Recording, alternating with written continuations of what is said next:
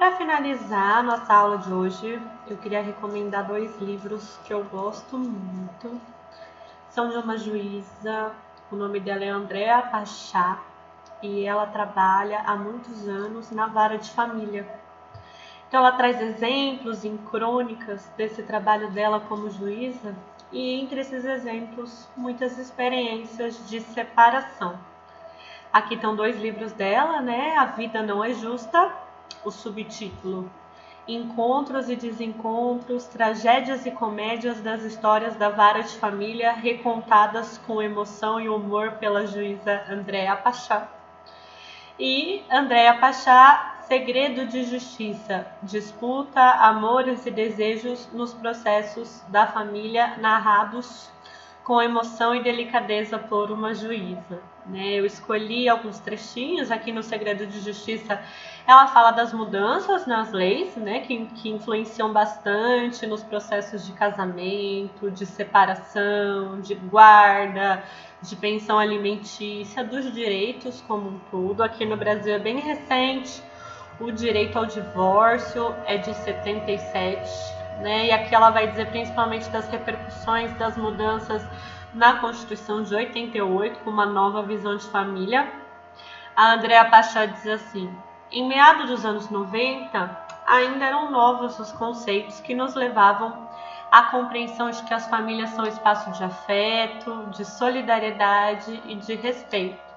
E é interessante que ela traz como juíza esse relato, mas a gente também vê bastante a repercussão dessa concepção para o nosso trabalho na clínica e em outras áreas de atuação em psicologia, Ela conta, com a promulgação da Constituição de 88, os novos ares de liberdade que ventavam no país também sopravam nas casas.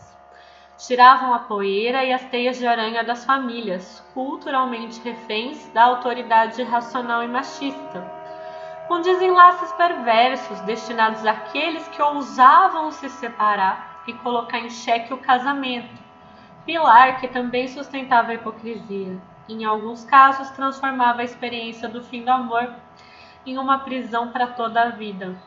Eu gostei, quando eu li esse trecho, eu escolhi trazer esse trecho para a gente imaginar que hoje, falando das experiências de separação, claro que a gente olha para a dor, para o sofrimento, para as dificuldades, mas a possibilidade da separação, a possibilidade de que as pessoas não precisem continuar, não precisem se manter em uma relação que não está fazendo bem, uma relação em que elas não estão felizes, uma relação em que elas estão sofrendo. Isso foi um avanço, foi uma conquista de um direito. Que bom que as separações podem acontecer, que difíceis que são as separações, mas que bom que elas podem acontecer e assim as pessoas podem reconstruir, elaborar e reintegrar novas formas de viver ao invés de persistir em relações em que elas não estão bem, Aqui eu também escolhi um exemplo em que ela fala de um processo de guarda, que é algo que a gente discutiu, Precisei escutar as crianças, porque as alegações da mãe eram de que as alterações interfeririam na rotina de forma prejudicial. O que eu ouvi dos meninos foi chocante. Letícia, com a simplicidade e objetividade dos 10 anos, relatou o que vinha ocorrendo. Thales, aos 8 anos, observava e assentia.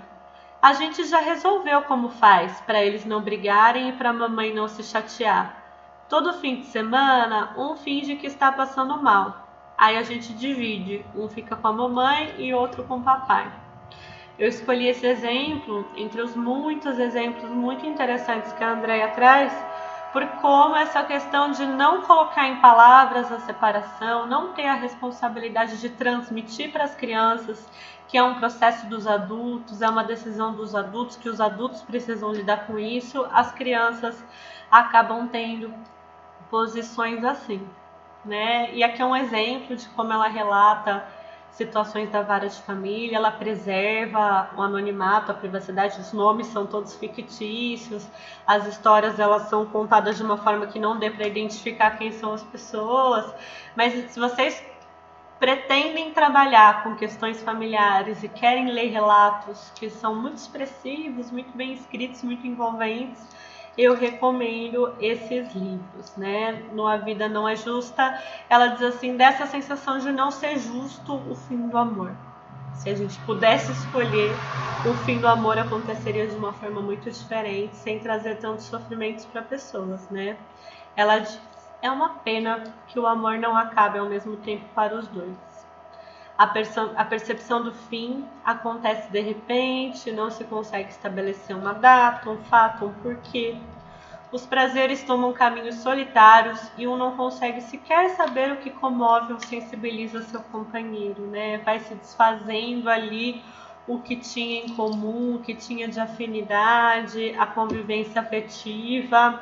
Eu vou passar para vocês o vídeo de Quem é a Culpa pelo Fim do Amor, da Andrea Pachá, que é um vídeo em que ela traz essas questões de uma forma deliciosa, bem sensível, bem reflexiva, né? Ela fala sobre as suas experiências como juiz em uma vara de família, especialmente experiências lidando com separações.